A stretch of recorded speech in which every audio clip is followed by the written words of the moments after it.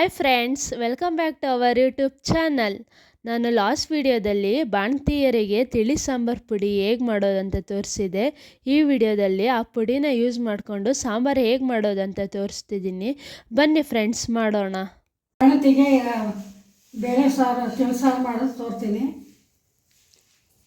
ಒಂದು ಅರ್ಧ ಟೊಮೆಟೊ ತಗೊಂಡೀವಿ, ಒಂದು ಸ್ವಲ್ಪ ಈರುಳ್ಳಿ ತಗೊಂಡೀವಿ, ಕರಿಬೇವಿನ ಸೊಪ್ಪು, 4 ಎಸಳು ಬೆಳ್ಳುಳ್ಳಿ, ಸಾಸಿವೆ, ಪುಡಿ ಎಲ್ಲನೂ ಈಗ ನೀರಲ್ಲಿ ಕಲಿಸ್ಕೊಂಬಡಿಕೊಂಡಿದ್ದೀನಿ. ಈಗ ಒಗ್ಗರಣೆಗೆ ಹಾಕ್ತೀನಿ. ಒಬ್ರಿಗಾಗೋ ಮಾತ್ರ ಮಾಡಿದ್ರು. ಈಗ 1 ಸ್ಪೂನ್ ಎಣ್ಣೆ ಹಾಕ್ತೀನಿ.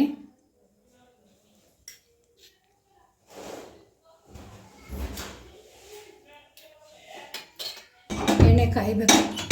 ಕಾದಕ್ಕೆ ಸಾಸಿವೆ,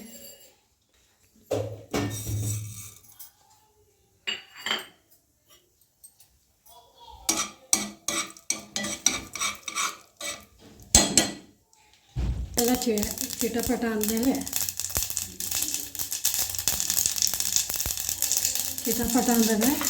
ಈಗ ಬೆಳ್ಳುಳ್ಳಿ ಹಾಕೋತಾನೆ.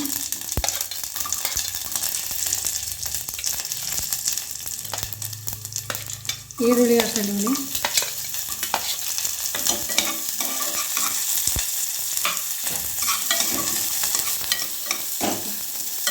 ಫ್ರೈ ಆಗೋದಿದ್ದು ಇನ್ನು ಅರ್ಧ ಟೊಮೆಟೊ ಹಾಕೋತೀನಿ.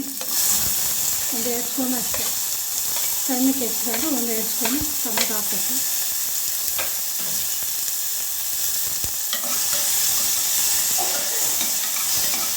ಈಗ ಕರಿಬೇವು ಸೊಪ್ಪು ಹಾಕೋತಾನೆ.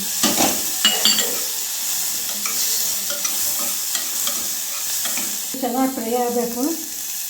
ಚೆನ್ನಾಗಿ ಫ್ರೈ ಆಗೋಗಿಂತ ಬಾಡಿಸ್ಬೇಕು. ಚೆನ್ನಾಗಿ ಬಾಡಿಸ್ಬೇಕು.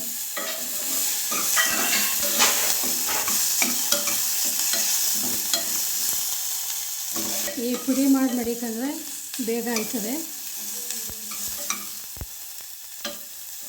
ಫ್ರೈ ಆಗದೆ 1 ಸ್ಪೂನು ಪುಡಿ ಹಾಕೊಂಡಿದ್ದೀನಿ ಅಷ್ಟೇ.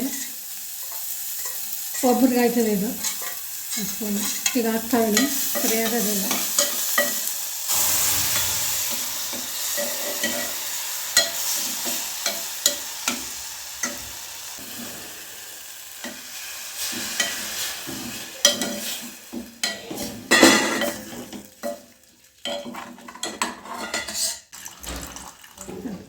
ಇದು ತೆಳ್ಳಗೆ ಮಾಡಬೇಕು, ಗಟ್ಟಿ ಮಾಡೋಕ್ಕಿಲ್ಲ. ತಿಳ್ಸಾರು ಅಂದಾಗ ತೆಳ್ಳಗಿರಬೇಕು. ಕುದಿ ಬರಬೇಕಿದೆ.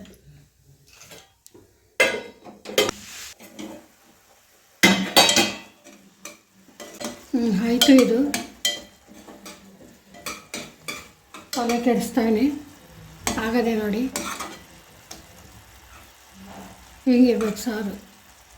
ತಿಳ್ಸಾರು ಅಂದರೆ ಇದು ಬಿಸಿ ಅನ್ನೋದ ಮೇಲೆ ತಲೆ ಮೇಲೆ ಹಾಕ್ಕೊಟ್ರೆ ಬಿಸಿ ಅನ್ನಕ್ಕೆ ಚೆನ್ನಾಗಿ ಊಟ ಮಾಡ್ತಾರೆ ಬಾಣ್ತಿರು.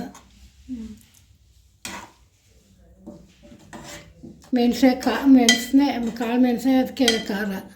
ಮೆಣಸಕಾಯಿ ಏನು ಹಾಕಿಲ್ಲ, 1 2 ಹಾಕಿಲ್ಲ ಅಷ್ಟೇ. ಮೆಣಸಕಾಯಿ ಮುಗೀತಿದ್ದು. ಬಾಣಂತಿರಿಗೆ 1 ತಿಂಗಳಿಂದ 3 ತಿಂಗಳಿಗಿಂತ ಇದು ಮಾಡಿಕೊಡಿ, ಚೆನ್ನಾಗಿರ್ತದೆ.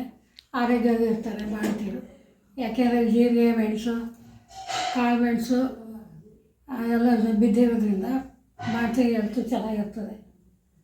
1 ಟೈಮ್ಗೆ ಮಾಡಿ ಬಾಣಂತಿರಿಗೆ ಕೊಡಿ. ಟಾಟಾ.